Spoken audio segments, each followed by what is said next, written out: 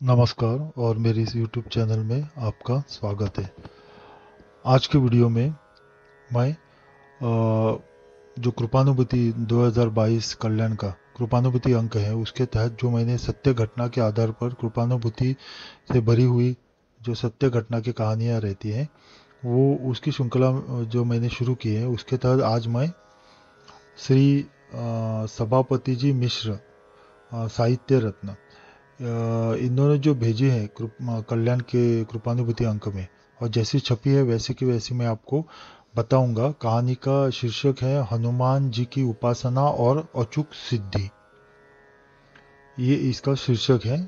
ये ऐसी कहानियाँ जो रहती है बहुत रोचक रहती है और क्या कहते हैं उसको कि अपने साधना का प्रभाव बढ़ाने वाली रहती है।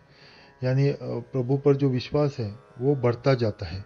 जैसे प्रभु की लीला रहती है, लीला जो पुराणों में हम लीलाएं पढ़ते हैं, इससे भगवान के ऊपर हमारी भक्ति बढ़ती है। वैसे ही ये कहानियाँ रहती हैं उनकी लीला की तरह ही, जिनको पढ़ने से भगवान पर विश्वास बढ़ता जाता है और इसका जो फल है वो हमारी साधना में हमारा हमको दिखाई देता है कि हमारी साधना सफल हो जाती है।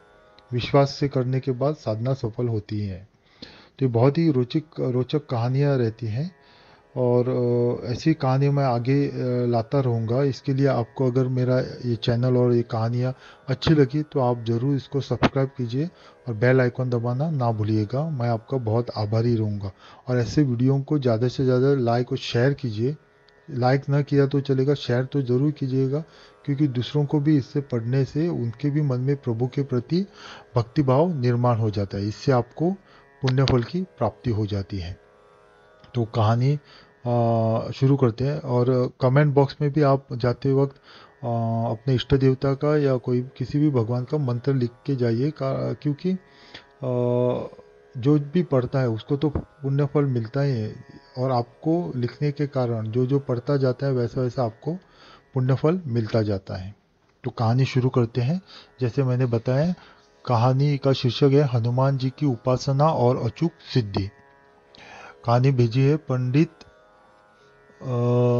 श्री सभापति जी मिश्र साहित्य रत्न, इन्होंने भेजी है।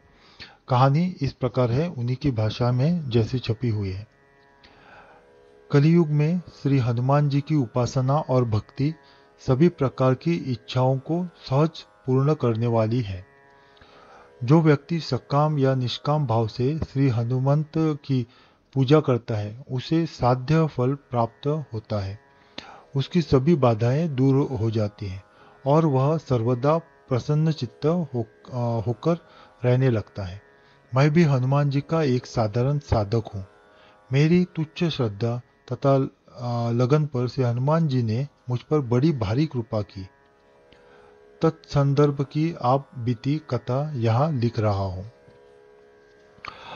पिछले कई वर्षों से मुझे परमहंस परिव्राजकाचार्य दंडी स्वामी श्री रामेश्वराश्रम जी से हनुमान जी के बारे में विस्तार से सुनने को मिला। उस वर्ष स्वामी जी पुनः मेरे यहाँ पधारे। उस समय भी मुझे उनसे बातें करने का सुअवसर प्राप्त हुआ। उन्होंने अपने व्याख्यान द्वारा मुझे श्रद्धालु बना दिया और उसी दिन से मैंने नियमित पाठ करना प्रारंभ किया। संस्कृतज्ञ होने के कारण स्वामी जी ने मुझको हनुमत कवच तथा हनुमान चालीसा का पाठ करने की आज्ञा प्रदान की। मैंने नियमित पाठ प्रारंभ कर दिया। पंचमुखी तथा एकमुखी कवच का पाठ करने के उपरांत मैंने एकादश बार हनुमान चालीसा का पाठ प्रारंभ किया तथा मंगलवार और शनिवार को मंदिर में जाकर श्री हनुमान जी का दर्शन करना प्रारंभ किया। एक दिन शाम के समय मैं मंदिर में गया और हनुमान चालीसा का उच्च स्वर से पाठात्मक अनुष्ठान करने लगा। लगभग 11 बजे के समय रात्रि में मुझे पहले कुछ प्रकाश दिखाई पड़ा। पुनः हनुमान जी की विशाल आकृति दिखाई दी। उस समय मुझे मंदिर की प्रस्तर प्रतिमा नई नजर आ रही थी। मैंने अपना पाठ जारी रखा और मुझे यह अनुभव हुआ कि अब मुझ पर हनुमान जी की कृपा हो गई है। तदंतर मूर्ति लुप्त हो गई और वही प्रतिमा शेष रही। मेरा पाठ पूर्ण हो गया और मैं घर लौटते समय दुर्गम काज जगत के जेते सुगम अनुग्रह तुमरे तेते की पुनरावृत्ति करता रहा और मुझे पूर्ण शांति प्राप्त हो गई। उन्हीं की कृपा से मेरे कई असंभव कार्य स्वतः सिद्ध हो गए। अतः मेरा यह निवेदन है कि श्रद्धा विश्वास पूर्वक हनुमान जी की सेवा करके लाभ उठावे, क्योंकि दुनिया में कोई ऐसी वस्तु नहीं है जो इनकी कृपा से न सिद्ध हो सके। कृपा के समुद्र हनुमान जी स्वयं अपने भक्तों की कामनाओं को पूर्ण कर दिया करते हैं। कहानी इतने तक खत्म हो गई। बहुत ही रोचक कहानी है, हनुमान जी की कैसी कृपा उन पे हो गई और दर्शन भी संकेत रूप से दर्शन दिए उनको। ऐसी कहानियाँ जरूर सुननी चाहिए क्योंकि बहुत ही प्रभाव पड़ता है अपने जीवन पे, अपने साधना पे, इस पे। तो ये पंडित श्री सभापति जी मिश्र साहित्य रत्न जी ने भेजी है, तो इसको जरूर सुने और दूसरों को भी सुनावे। ऐसी कहानियाँ जो रहती है, मैं बार बार बोलता हूँ कि ऐसी कहानियाँ जो रहती है ये रोचक रहती है कहानी। और ये जो पुराणों में जो कहानी है, ऐसी ही कहानी तो पुराणों में भी है। कैसे भगवान ने अपने भक्तों पे कृपा की है, कैसे उनके जो पुकारने पर दौड़ के गए और उनको संकट से बचाया।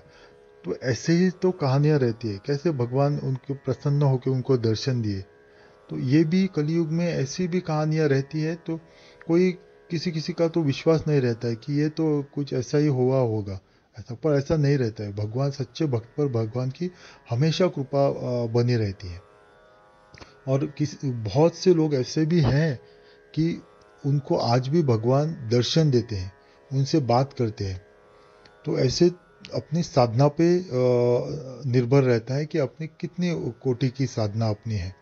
तो इन्होंने जैसे, देखिए, इनकी श्रद्धा बहुत अच्छी थी, इसलिए जो मूर्ति है उसी में उनको भगवान का दिव्य और भव्य रूप दिखाई दिया उनका।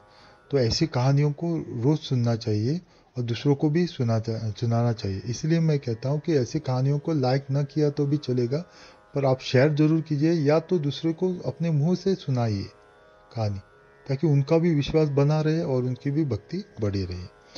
तो कहानी यही ख़त्म करते हैं। अगली कहानी मैं लेके आऊँगा, तब तक आप मेरे चैनल पे बने रहिए। आपका कल्याण हो। ओम नमः शिवाय।